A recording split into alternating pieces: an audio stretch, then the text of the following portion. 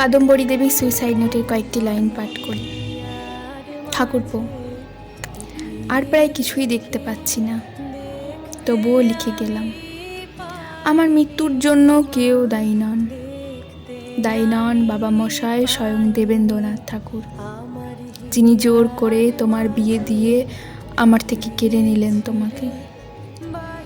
দায়ী নন মেজ বউ ঠাকুরুন, যিনি কোনোদিনই আমাকে তার নতুনের যোগ্য স্ত্রী ভাবতে পারলেন না, দিলেন না এতটুকু সম্মান। দায়ী নন আমার স্বামী যতীন্দ্রনাথ ঠাকুর, যার জব্বার পকেটে আমি পেলাম এক বিখ্যাত নটির প্রেমপত্র। দায়ী নও তুমিও রবি, তোমার জীবনে শুরু হলো এক নতুন খেলা। নতুনকে তো জায়গা ছেড়ে দিতেই হবে পুরাতনকে, তুমিই তো লিখেছ।